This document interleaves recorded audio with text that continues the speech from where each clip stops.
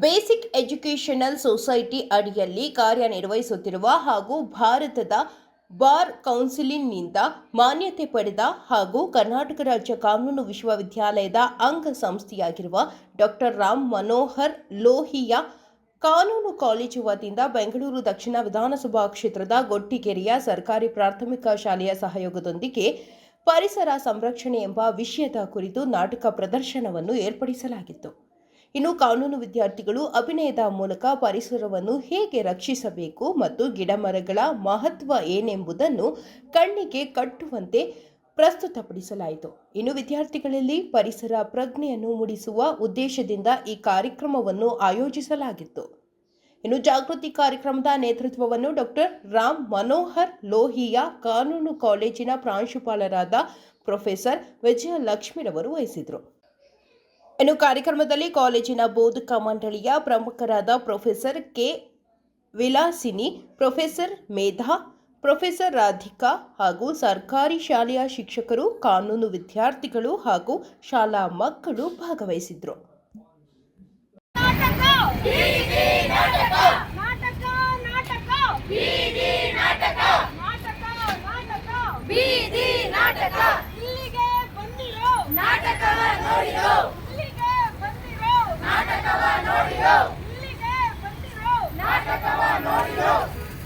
ಇಲ್ಲಿ ನೆಲೆಸಿರುವಂತಹ ದೊಡ್ಡವರಿಗೂ ಚಿಕ್ಕವರಿಗೂ ಹಿರಿಯರಿಗೂ ಕಿರಿಯರಿಗೂ ವಿಡಿಯೋ ಮಾಡ್ತಾ ಇರೋರಿಗೂ ವಿಡಿಯೋ ಮಾಡ್ತಾ ಇಲ್ದಿರೋರಿಗೂ ಎಲ್ರಿಗೂ ನಮಸ್ಕಾರ. ಶುಭೋದಯ, ಗುಡ್ ಮಾರ್ನಿಂಗ್, ಸಲಾಂ ವಾಲೇಕುಂ ಅಂತ ಹೇಳ್ತಾ ನಾವು ವಿದ್ಯಾರ್ಥಿಗಳು ಡಾಕ್ಟರ್ ರಾಮ್ ಮನೋಹರ್ ಲೋಹಿಯಾ ಕಾನೂನು ಕಾಲೇಜು ಕಡೆಯಿಂದ ನಿಮ್ಮ ಮುಂದೆ ನಾಟಕ ಪ್ರದರ್ಶಿಸಲು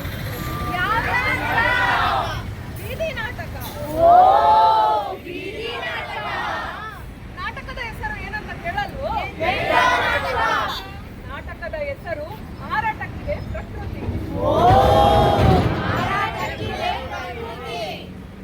ಮತ್ತೆ ಶುರು ಮಾಡೋಣ. ನಾವು ಬಂದೇವ ನಾಟಕವ ಮಾಡೋದಕ್ಕ, ಬೀದಿ ನಾಟಕವ ಬೀದಿಯಲ್ಲಿ ಮಾಡೋದಕ್ಕ. ನಾವು ಬಂದೇವ ನಾಟಕವ ಮಾಡೋದಕ್ಕ, ಬೀದಿ ನಾಟಕವ ಬೀದಿಯಲ್ಲಿ ಮಾಡೋದಕ್ಕ.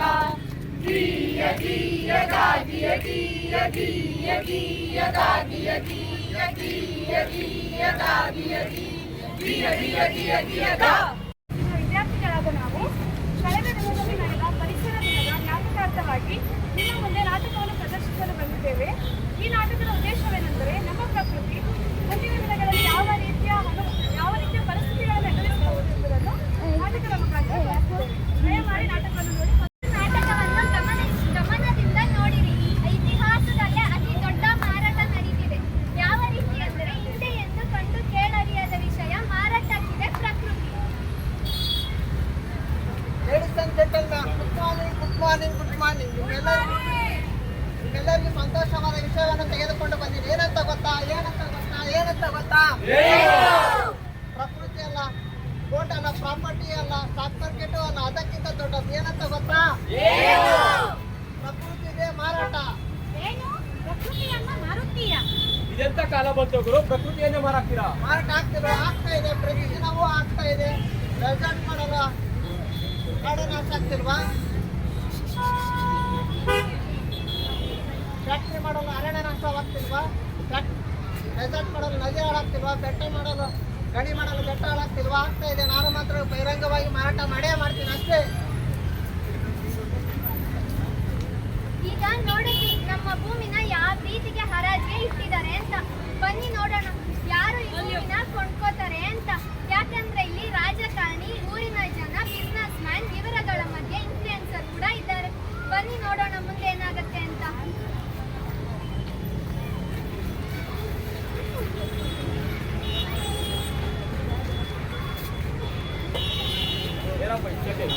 ಸೊ ಹಾಟ್ ಮ್ಯಾನ್, ಬೇಗ ಶುರು ಮಾಡಪ್ಪ.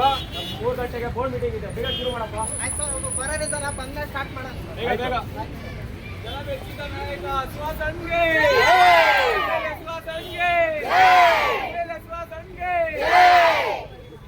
ನಮಸ್ಕಾರ ಕಂಡ್ರಪ್ಪ. ಏನ್ರಪ್ಪ ಎಲ್ಲ ಚೆನ್ನಾಗಿ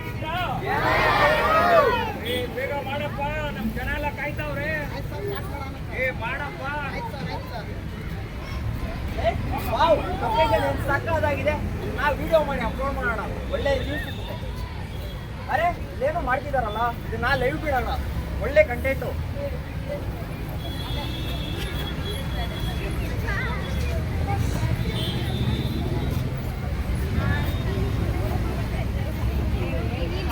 ನಂಬರ್ 1, ಪಶ್ಚಿಮ ಘಟ್ಟ ಜಗತ್ತಿನ 8 ಜೀವವೈವಿಧ್ಯ ಹಾಸ್ಪಿಟಲ್ಗಳಲ್ಲಿ ಒಂದಾಗಿದೆ.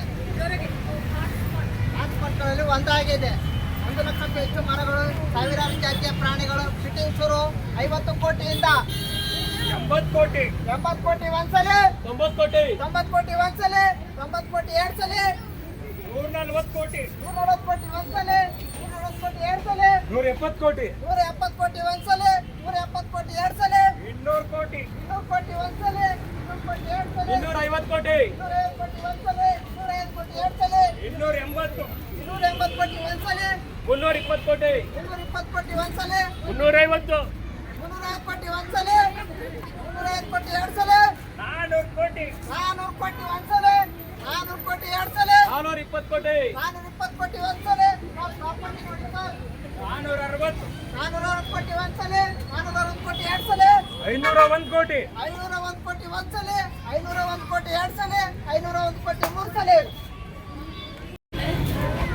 ಅಯ್ಯೋ ಇದೇನಿದು, ನಾವು ಕಾಡನ್ನು ಕೊಂಡ್ಕೊಂಡ್ಬಿಟ್ವಾ? ಕಾಡನ್ನು ಕೊಂಡ್ಕೊಳ್ಳೋ ಇಷ್ಟು ಶ್ರೀಮಂತ ಆಗ್ಬಿಟ್ಟ ನಮ್ಮ ಜನ. ಇನ್ನೇನೇನು ಕೊಂಡ್ಕೊಂತಾರೆ ನೋಡೋಣ. ನಿಂತ್ಕೊಳ್ಳಿ ನಿಂತ್ಕೊಳ್ಳಿ ನಿಂತ್ಕೊಳ್ಳಿ. ನಿಮಗೆ ಗೊತ್ತಾ ನೀವೇನ್ ಮಾಡ್ತಾ ಇದ್ದೀರಾ ಅಂತ? ನೀವು ಮಾಡ್ತಾ ಇರೋ ತುಂಬಾ ದೊಡ್ಡ ತಪ್ಪು. ದಯವಿಟ್ಟು ಅರ್ಥ ಮಾಡ್ಕೊಳ್ಳಿ. ಈ ತರ ಮಾಡಬೇಡಿ. ಕಾಡುಗಳನ್ನ ನಾಶ ಮಾಡಬಾರ್ದು, ಅರ್ಥ ಮಾಡ್ಕೊಳ್ಳಿ. ಗೊತ್ತಿಲ್ಲ ಏನು ಹೇಳಿ ಮೇಡಮ್. ನಮ್ಮ UN ಕ್ಲೈಮೇಟ್ ರಿಪೋರ್ಟ್ ಏನ್ ಹೇಳುತ್ತೆ ಗೊತ್ತಾ ನಿಮಗೆ? ನಾವು ಕಾಡುಗಳನ್ನ ನಾಶ ಮಾಡಿದಷ್ಟು ನಮ್ಮ ಮುಂದಿನ ಜನರೇಷನ್ಗೆ ಏನು ಇರಲ್ಲ, ನಮ್ಮ ಮುಂದಿನ ಪೀಳಿಗೆ ಶೂನ್ಯ ಅಂತೆ. ದಯವಿಟ್ಟು ಇದೆಲ್ಲ ಮಾಡಬೇಡಿ. ಏನಮ್ಮ ನಿಂದು? ನೋಡಿ, ನೀವು ಈ ಕಾಡುಗಳನ್ನ ನಾಶ ಮಾಡೋದ್ರಿಂದ 10,000 ವರ್ಷಗಳಿಂದ ಮಾಡಿರೋ ನಮ್ಮ ಪ್ರಕೃತಿ ಎಲ್ಲ ಪರಿಶ್ರಮ ಎಲ್ಲ ನಾಶ ಆಗೋಗುತ್ತೆ. ಈ ಥರ ಮಾಡಬೇಡಿ. ಕೆರೆನ ಉಳಿಸಿ, ಗಾಳಿನ ಉಳಿಸಿ, ಕಾಡುಗಳನ್ನ ಉಳಿಸಿ. ನಮ್ಮ ಮುಂದಿನ ಪೀಳಿಗೆ ಬೇಕು, ಅರ್ಥ ಮಾಡ್ಕೊಳ್ಳಿ. ದಯವಿಟ್ಟು ಇದೆಲ್ಲ ನಿಜ ಬಿಡಮ್ಮ. ಅಯ್ಯೋ, ಇವ್ರಿಗೆ ಅರ್ಥ ಆಗ್ತಾ ಇಲ್ಲ. ನಮ್ಮ ಕೆರೆಗಳ ಗತಿ ಏನು, ನಮ್ಮ ಗುಡ್ಡಗಳ ಗತಿ ಏನು, ಯಾರಿಗೆ ಹೇಳಿ ನಾನು ಅಲ್ಲಮ್ಮ, ಕೆರೆಗಳು ನಾನು ಕಟ್ಸ್ಕೊಡ್ತೀನಿ ಬಿಡಮ್ಮ. ಏನ್ ಸರ್ ಓದ್ಗೋಸ್ಕರ ಕಟ್ಟಿಸ್ಕೊಳ್ತೀರಾ? ಅಲ್ಲಮ್ಮ, ನಾನು ಜನರಿಗೋಸ್ಕರ ಜೀವನೇ ಕೊಡ್ತೀರಾ ಅಂತ ಏನು ನಮ್ಮ ಕೆರೆ ಕಟ್ಸ್ಕೊಡಲ್ಲೇನಮ್ಮ? ಎಷ್ಟು ಸರ್ ಓಟ್ ಬೀಳೋವರೆಗೂ ಮಾಡ್ತೀರಾ? ಆಮೇಲೆ ಸರ್ ಯಾರು ಸರ್ vote ಹೇಳಪ್ಪ, ಜನರು ನಮಗಿಸ್ಕೊಡಿ, ನಾವು ಕಟ್ಸ್ಕೊಡೋಣ ಕೆರೆನ. ಮಾಡಿ ಬಿಡಪ್ಪ. ಇವ್ರಿಗೆ ಈಗಲೂ ದುಡ್ಡು, ಇವಾಗ್ಲೂ ದುಡ್ಡು, ಯಾವಾಗಲ್ಲ ಇವ್ರ ಬುದ್ಧಿ ಬರುತ್ತೆ ನನಗೆ ಗೊತ್ತಾಗ್ತಾ ಇಲ್ಲ. ಮಾಡಬೇಡಿ, ಅರ್ಥ ಮಾಡ್ಕೊಳ್ಳಿ. ಕೆರೆಗಳು ಮುಖ್ಯ. ಅದು ಯಾವಾಗ ಬಿಟ್ಟಿದ್ದೆ? ನೋಡಿ ಅಲ್ವಾ ನಮ್ಮ ಸೈಂಟಿಸ್ಟ್ ಎಷ್ಟು ವಿವರಣೆ ಕೊಟ್ಟು ಅಂತ. ಅವ್ರು ಎಷ್ಟೇ ಹೇಳಿದ್ರು ಕೂಡ ಅವ್ರ ಮಾತು ಕೇಳ್ತಾರ ಈ ದೊಡ್ಡ ಜನ. ಇನ್ನ ಏನೇನ್ ಮಾಡ್ತಾರೋ ನೋಡೋಣ ಬನ್ನಿ. ಫ್ಯಾಕ್ಟ್ ನಂಬರ್ 2, ನೀರು ಆರೋಗ್ಯ. ಶೂಟಿಂಗ್ ಶುರು 50 ಲಕ್ಷ, 80 ಲಕ್ಷ 90 ಲಕ್ಷ ಒಂದ್ಸಲಿ, 80 ಲಕ್ಷ ಎರಡ್ ಸಲಿ, 90 90 ಲಕ್ಷ ಒಂದ್ಸಲಿ, 90 ಲಕ್ಷ ಎರಡ್ ಸಲಿ. ಏನ್ ಮಾಡ್ತಾ ಇದ್ದೀರಾ ನೀವು? ಯಾವ ನೀರನ್ನ ಮಾಡ್ತಾ ಇದ್ದೀರಾ? ಕಾವೇರಿ ನೀರ. ಅದು ನಮ್ಮ ಹೊಲದ ಜೀವ, ನಮ್ಮ ಮಕ್ಕಳ ತಪ್ಪು, ನಮ್ಮ ಜನಕರಗಳ ದಾಹ. ಅದನ್ನ ನೀವು ನಾಶ ಮಾಡಿದ್ದೀರಾ. ಎಕನಾಮಿಕ್ ಮಾರ್ಕೆಟ್ ಅಮ್ಮ, ನಿನಗೆ ಗೊತ್ತಾಗಲ್ಲ, ಸೈಡ್ಗೆ ಹೋಗು. ಎಕನಾಮಿಕ್ ಮಾರ್ಕೆಟ್ ನಾನು 5 ವರ್ಷ ಕೆಲಸ ಮಾಡಿದ ಹೊಲ. ನೀರಿಲ್ಲ ಅಂತ ಬಿಟ್ಟು ಬರ್ಬೇಕಾಯ್ತು. ನನ್ನ ಮಗ ಊರು ಬಿಟ್ಟು ಬೆಂಗಳೂರಿಗೆ ಹೋದ. ಅಲ್ಲೂ ನೀರಿಲ್ಲ ಅಂತ ಟ್ಯಾಂಕರ್ ಕಾಯ್ತಾ ಇದ್ರು. ನಿಮ್ಮ 5 ಕೋಟಿ ತಗೊಂಡು ನೀರಿಲ್ಲ ದೊಡ್ಡ ಬಂದಿದ್ದೀರ, ಬರ್ತಿದ್ದು ಅಷ್ಟೇ. ನಮ್ಮ ಒಂದು ನಿಮಿಷ, ನಾವು ವಾಟರ್ ಪ್ಯೂರಿಫೈ ಇಂಡಸ್ಟ್ರಿಯನ್ನು ಓಪನ್ ಮಾಡ್ತಿದ್ದೀವಿ. ಅಂದ್ರೆ ನೀರನ್ನು ಶುದ್ಧಿ ಮಾಡುವ ಕೆಲಸ. ಅದರಿಂದ ನಿಮ್ಮ ಊರಿನ ಜನಗಳಿಗೂ ಕೆಲಸ ಸಿಗುತ್ತೆ, ನಿಮ್ಮ ಮಗಳಿಗೂ ಕೂಡ ಕೆಲಸ ಸಿಗುತ್ತೆ, ಕೈ ತುಂಬ ಸಂಬಳನೂ ಸಿಗುತ್ತೆ. ಇನ್ನೇನು ಬೇಕು?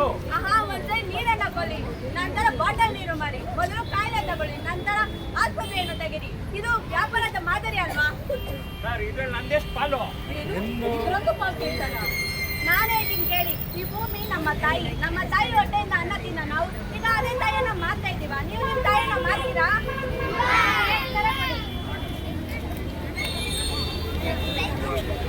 ಎಲ್ರಿಗೂ ನಮಸ್ಕಾರ. ಇಲ್ಲಿ ನೋಡ್ತಾ ಇದ್ದೀನ ಆರ್ಮಿ ನ್ಯೂಸ್ ಚಾನೆಲ್. ನಾನು ಮೋನಾಲಿ. ನಾವು ಭೂಮಿ ಮತ್ತು ನೀರಿನ ರಚನೆ ನೋಡಿದ್ವಲ್ಲ, ಅದೇ ಎಲ್ಲ ಕೊಂಡ್ಕೊಂಡು ನನ್ನ ಅಭಿಪ್ರಾಯ ತಿಳ್ಕೊಳ್ಳೋಣ. ನಮಸ್ತೆ. ನೀವು ಈಗ ನೀರು ಮತ್ತೆ ಭೂಮಿಯ ವಿಭಿನ್ನ ಗೆದ್ದಿದ್ದೀರಲ್ಲ, ಹೌದು ನಿಮ್ಮ ಅಭಿಪ್ರಾಯ ಏನು? ಮೇಡಮ್, ನಾವು ಫಾರೆಸ್ಟ್ ಏನು ತಗೊಂಡಿದ್ದೀವಿ, ನದಿನೇನು ತಗೊಂಡಿದ್ದೀವಿ, ಅದರಿಂದ ಇಲ್ಲಿರೋ ಎಲ್ಲ ಒಂದು ಲೋಕಲೈಟ್ಗೆ ಕೆಲಸ ಕೊಟ್ಟು ಕೈ ತುಂಬ ಸಂಬಳನೂ ಕೊಡೋಣ ಅನ್ಕೊಂಡಿದ್ದೀವಿ, ರಜಾ ಕಟ್ಟೋಣ ಅನ್ಕೊಂಡಿದ್ದೀವಿ, ಫ್ಯಾಕ್ಟ್ರಿ ಕಟ್ಟೋಣ ಅನ್ಕೊಂಡಿದ್ದೀವಿ. ಅದರಿಂದ ಊರಿನ ಜನಗಳಿಗೆ ಎಲ್ಲರಿಗೂ ಹೆಲ್ಪ್ ಮಾಡ್ತಾ ಇದ್ದೀವಿ. ನೋಡಿ, ಇವರು ಕಾಡನ್ನು ನಾಶ ಮಾಡ್ತಾರೆ ಅಂತ, ಆಮೇಲೆ ಜನ ಕೆಲಸನೂ ಕೊಡಿಸ್ತಾರಂತೆ. ನೋಡಿ, ಇದೇ ಇದೇ ನಮ್ಮ ಸಮಾಜ. ನೀವು ನೋಡ್ತಿದ್ದೀರಿ RMN ನ್ಯೂಸ್ ಚಾನೆಲ್. ನಾನು ಮೊನಾಲಿಸಾ, ನನ್ನ ಜೊತೆ ಕ್ಯಾಮ್ರಾಮನ್ ಆಲ್ವಿ. ಒಬ್ಬ ರೈತ ಶಕ್ತಿ ಧ್ವನಿಯಾಗಿದ್ದಾರೆ. ನಮ್ಮ ರೈತ ಮಹಿಳೆ ಈ ಭೂಮಿಯ ಮಹತ್ವ ಮತ್ತು ಭೂಮಿಯ ಋಣದ ಬಗ್ಗೆ ಹೇಳಿದ್ದನ್ನು ಕಂಡಾದರೂ ಈ ದೊಡ್ಡ ಜನರಿಗೆ ಬುದ್ಧಿ ಬಂದಿದೆ ಅನ್ಸುತ್ತೆ. ಇನ್ನು ಇನ್ಫ್ಲುಯೆನ್ಸರ್ಗಳು ಏನ್ ಮಾಡ್ತಾರೋ ಕಾದು ನೋಡೋಣ ಬನ್ನಿ. ಹಾಯ್ ಗಾಯ್ಸ್, ನಾನು ನಿಮ್ಮ ಮನೆಯಲ್ಲಿ ಹುಡುಗ ಮನು ಮಾತಾಡ್ತಿರೋದು. ಇವತ್ತಿನ ಡೈಲಿ ಏನೇನೆಲ್ಲ ಆಗುತ್ತೆ ನೋಡೋಣ ಬನ್ನಿ.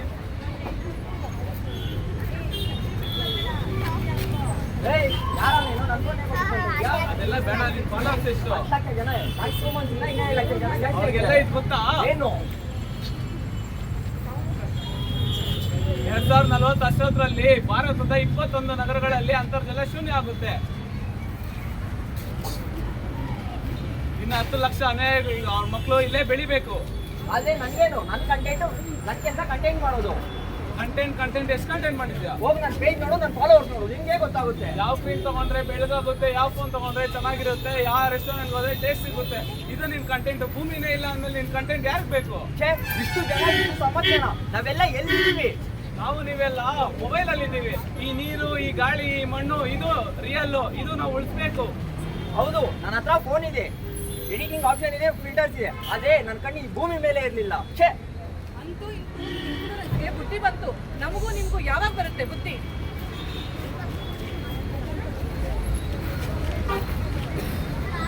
ಒಬ್ಬ ಯುವಜನ ಪ್ರಶ್ನೆ ಇನ್ಫ್ಲೂಯೆನ್ಸ್ನ ದಡ್ಡತನಕ್ಕೆ ಪ್ರಶ್ನೆ ಆಗಿದೆ. ಇನ್ನು ಈ ಜನತೆ ಕೂಡ ಅರ್ಥ ಮಾಡ್ಕೊಂಡಿದ್ದಾರೆ ಅನ್ಸುತ್ತೆ. ನೋಡೋಣ ಈ ಹರಾಜ್ ಮುಂದುವರಿಯುತ್ತಾ ಅಂತ್ಯವಾಗುತ್ತಾ. ಭವಿಷ್ಯ ಹರಾಜ್, ಯಾವ ಭವಿಷ್ಯ?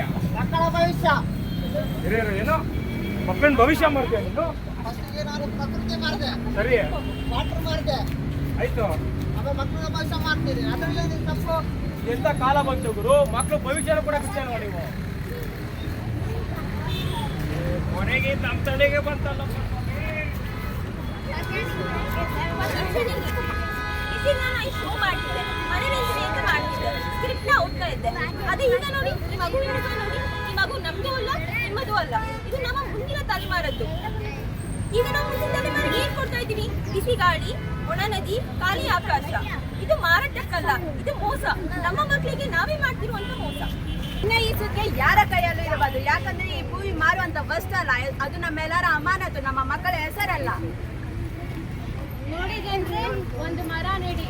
ಆ ಮರ ನಮ್ಮ ಇಂಗಾಲ ಡೈಆಕ್ಸೈಡ್ ಅನ್ನ ಹೀರುತ್ತದೆ, ಹಾಗೆ ಆಮ್ಲಜನಕನ ಕೊಡುತ್ತದೆ. ಈ ತರ ಯಾವ ಬ್ಯಾಂಕ್ ನಮಗೆ ರಿಟರ್ನ್ ಕೊಡುತ್ತಾ ಹೇಳಿ? ಮನೆ ಮುಂದೆ ಎಲ್ಲರೂ ಗಿಡವನ್ನು ನೆಡಿ. ಪ್ಲಾಸ್ಟಿಕ್ ಕವರ್ ಅನ್ನು ತ್ಯಜಿಸಿ, ನೀರನ್ನು ಉಳಿಸಿ.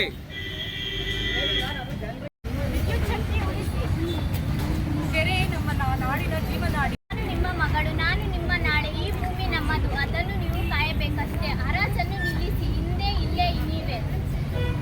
ಹಾಳಾಗಿದೆ ನಮ್ಮ ಪರಿಸರ, ಅದೇ ನನಗೆ ಬೇಸರ. ನನ್ನ ಮಾತು ನೇರ, ನನ್ನ ಮಾಲಿನ್ಯವು ಅಪಾರ. ಹಾಳಾಗಿದೆ ನಮ್ಮ ಪರಿಸರ, ಅದೇ ನನಗೆ ಬೇಸರ. ಹಸಿರು ಮರಗಳ ನೆರಳಲ್ಲಿ, ಹಕ್ಕಿಗಳ ಹಾಡು ಮಧುರದಲ್ಲಿ, ನದಿ ಬೆಟ್ಟಗಳ ಕಾಡುಗಳೆಲ್ಲ ಪ್ರಕೃತಿಯ ಅಮೂಲ್ಯ ಕಾಣಿಕೆಗಳಲ್ಲ. ಗಿಡ ಬೆಳೆಸೋಣ, ಪರಿಸರವನ್ನೇ ಉಳಿಸೋಣ, ಮಾಲಿನ್ಯವನ್ನು ದೂರ ಮಾಡೋಣ, ಸ್ವಚ್ಛ ಭೂಮಿಯನ್ನು ನಿರ್ಮಿಸೋಣ. ಗಾಳಿ ನೀರು ಜೀವನದ ಆಧಾರ, ಇದನ್ನು ಕಾಪಾಡುವುದು ನಮ್ಮ ಹೊಣೆಗಾರ. ಪ್ರಕೃತಿ ನಕ್ಕರೆ ಬದುಕು ಸುಂದರ, ಪರಿಸರ ಉಳಿದರೆ ಭವಿಷ್ಯ ಉಜ್ವಲ. ಒಳ್ಳೆಯ ಸಂದೇಶ. ಪರಿಸರ ಸಂರಕ್ಷಣೆ, ಪ್ರಕೃತಿ, ನೀರು, ಭೂಮಿ, ಪ್ರಕೃತಿಯನ್ನು ಕಾಪಾಡುವುದು ನಮ್ಮೆಲ್ಲರ ಜವಾಬ್ದಾರಿ.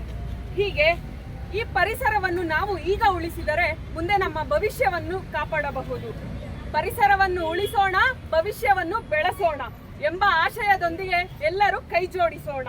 ಭೂಮಿ, ನೀರು, ಪ್ರಕೃತಿ ಉಳಿಸೋಣ, ಮುಂದಿನ ಪೀಳಿಗೆಗೆ ಸುಂದರ ಭವಿಷ್ಯ ನೀಡೋಣ. ಹರಾಜು ನಿಲ್ಲಿಸೋಣ, ಹರಾಜು ನಿಲ್ಲಿಸೋಣ, ಹರಾಜು ನಿಲ್ಲಿಸೋಣ. ಇಂದಿನ ಸಂರಕ್ಷಣೆ ಮುಂದಿನ ಪೀಳಿಗೆಯ ರಕ್ಷಣೆ.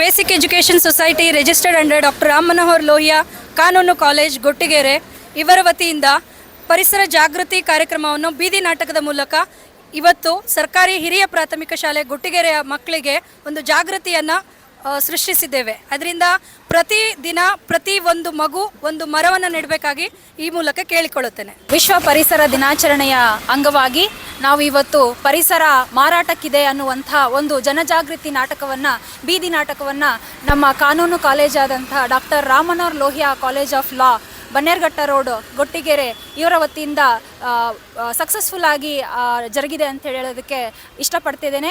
ಮತ್ತು ಮಕ್ಕಳೆಲ್ಲರಿಗೂ ಈ ನಾಟಕದ ಒಂದು ಅರಿವು ಮೂಡಿದೆ ಅಂತ ಅಂದ್ಕೊಳ್ತಾ ಇದ್ದೇನೆ. ಪರಿಸರ ಅನ್ನೋದು ಮಾರಾಟಕ್ಕಿಲ್ಲ, ಇದು ಉಳಿಸೋದಕ್ಕಿದೆ. ಮುಂದಿನ ಭವಿಷ್ಯವನ್ನು ನಾವು ಉಳಿಸ್ಬೇಕಂದ್ರೆ ಇವತ್ತಿಂದನೇ ನಾವು ಪರಿಸರವನ್ನು ಉಳಿಸ್ಬೇಕಾಗತ್ತೆ. ಈಗಾಗಲೇ ನಮಗೆ ಗೊತ್ತಿಲ್ಲದೆ ಅಭಿವೃದ್ಧಿ ಹೆಸರಿನಲ್ಲಿ ಎಷ್ಟೊಂದು ಮರಗಳನ್ನು ಕಡಿದಿದ್ದೇವೆ, ಎಷ್ಟೊಂದು ನದಿಗಳನ್ನು ಮುಳುಗಿಸಿದ್ದೇವೆ, ಎಷ್ಟೊಂದು ಮಾನವನಿಂದ ಆಗ್ತಕ್ಕಂಥ ಕೆಲಸದಿಂದ ಪರಿಸರಕ್ಕೆ ನಮಗೆ ಗೊತ್ತಿಲ್ಲದೇನೆ ಎಷ್ಟೊಂದು ಹಾನಿಯನ್ನು ಮಾಡಿದ್ದೇವೆ. ಅದನ್ನೆಲ್ಲ ತಡೆಗಟ್ಟಬೇಕಂದ್ರೆ ನಮ್ಗೆ ಈಗೆಲ್ಲರಿಗೂ ಗೊತ್ತಿರೋ ರೀತಿ ಪರಿಸರವನ್ನು ಉಳಿಸಲೇಬೇಕಾಗಿರ್ತಕ್ಕಂಥ ಒಂದು ಸಂಕಷ್ಟದ ಪರಿಸ್ಥಿತಿಯಲ್ಲಿ ಇದ್ದೀವಿ ಅಂತ ನಮಗೆ ಅನಿಸ್ತಾ ಇದೆ. ಅದರಿಂದ ಪರಿಸರದ ಜಾಗೃತಿ ದಿನಾಲಾದ್ರೂ ಕಷ್ಟನೇ, ದಿನಾಲಾದ್ರೂ ನಮಗೆ ಒಳ್ಳೆಯದೇ. ಯಾಕೆಂತ ಹೇಳಿದ್ರೆ ಪರಿಸರದ ಮಹತ್ವವನ್ನು ನಾವೆಲ್ಲ ತಿಳ್ಕೊಳ್ಬೇಕಾಗತ್ತೆ. ಅದಕ್ಕೋಸ್ಕರ ಈ ನಾಟಕ ಒಂದು ಪರಿಪೂರ್ಣವಾಗಿರ್ತಕ್ಕಂಥ ಒಂದು ನಾಟಕ, ಎಲ್ಲರಿಗೂ ಅರಿವು ಮೂಡಿಸ್ತಕ್ಕಂಥ ಒಂದು ನಾಟಕ ಅಂತ ಹೇಳಿ ನನಗೆ ಅನಿಸ್ತಾ ಇದೆ. ಪಾರ್ಟಿಸಿಪೆಂಟ್ಸ್ಗೆ ಎಲ್ಲರಿಗೂ ನಾನು ಇವತ್ತಿನ ದಿನ ಧನ್ಯವಾದಗಳನ್ನು ಹೇಳ್ತಾ ಇದ್ದೇನೆ. ಹಾಗೂ ನಮ್ಮ ವೀಕ್ಷಕರಾದಂತಹ ಸರ್ಕಾರಿ ಹಿರಿಯ ಪ್ರಾಥಮಿಕ ಶಾಲೆಯ ಮಕ್ಕಳೆಲ್ಲರಿಗೂ ಕೂಡ ಧನ್ಯವಾದಗಳನ್ನು ತಿಳಿಸ್ತಾ ಇದ್ದೇನೆ. ಕಾಲೇಜಿನ ಪರವಾಗಿ, ಮ್ಯಾನೇಜ್ಮೆಂಟ್ನ ಪರವಾಗಿ, ಪ್ರಾಂಶುಪಾಲರ ಪರವಾಗಿ, ಎಲ್ಲರ ಪರವಾಗಿ ನಾನು ಇವತ್ತಿನ ದಿನ ನಿಮ್ಮೆಲ್ಲರಿಗೂ ಧನ್ಯವಾದಗಳನ್ನು ತಿಳಿಸ್ತಾ ಇದ್ದೇನೆ. ಧನ್ಯವಾದ. ಡಾಕ್ಟರ್ ರಾಮಮನೋಹರ್ ಲೋಹಿಯಾ ಕಾನೂನು ಕಾಲೇಜಲ್ಲಿ ಅಸಿಸ್ಟೆಂಟ್ ಪ್ರೊಫೆಸರ್ ಆಗಿ ಕೆಲಸ ಮಾಡುತ್ತಿದ್ದೇನೆ. ನಾವು ಈ ದಿನ ಪರಿಸರ ಸಂರಕ್ಷಣೆ ಬಗ್ಗೆ ಒಂದು ಬೀದಿ ನಾಟಕವನ್ನು ಏರ್ಪಾಟು ಮಾಡಿ ಸರ್ಕಾರಿ ಪ್ರಾಥಮಿಕ ಶಾಲೆ ಅವರ ಸಹಯೋಗದೊಂದಿಗೆ ನಾವು ಇಲ್ಲಿ ಒಂದು ಚಿಕ್ಕ ಬೀದಿ ನಾಟಕವನ್ನು ಪ್ರದರ್ಶಿಸಿದ್ದೇವೆ. ಇದರಿಂದ ಮಕ್ಕಳು ಚೆನ್ನಾಗಿ ಪರಿಸರದ ಸಂರಕ್ಷಣೆ ಬಗ್ಗೆ ತಿಳಿದುಕೊಳ್ಳುತ್ತಾರೆ ಎಂದು ಭಾವಿಸುತ್ತಿದ್ದೇವೆ. ಇಂದಿನ ಮಕ್ಕಳೇ ನಾಳಿನ ಪ್ರಜೆಗಳು, ಹಾಗಾಗಿ ಮತ್ತು ಬೆಳೆಯುವ ಸಿರಿ ಮೊಳಕೆಯಲ್ಲೇ, ಹಾಗಾಗಿ ಈ ಮಕ್ಕಳ ಮನಸ್ಸಿನಲ್ಲಿ ಪರಿಸರವನ್ನು ಸಂರಕ್ಷಣೆ ಮಾಡುವ ಬೀಜವನ್ನು ಬಿತ್ತಬೇಕು. ಆದ್ದರಿಂದ ನಾವೆಲ್ಲರೂ ಫ್ಯಾಕಲ್ಟೀಸ್, RML ಲಾ ಕಾಲೇಜ್ ಅವರು, ನಮ್ಮ ಪ್ರಾಂಶುಪಾಲರು ಎಲ್ಲರೂ ಸೇರಿ ಹಾಗೂ ಮಕ್ಕಳು ಎಲ್ಲರೂ ಸೇರಿ ನಾವು ಇಲ್ಲಿ ಬೀದಿ ನಾಟಕವನ್ನು ಹಮ್ಮಿಕೊಂಡಿದ್ದೇವೆ.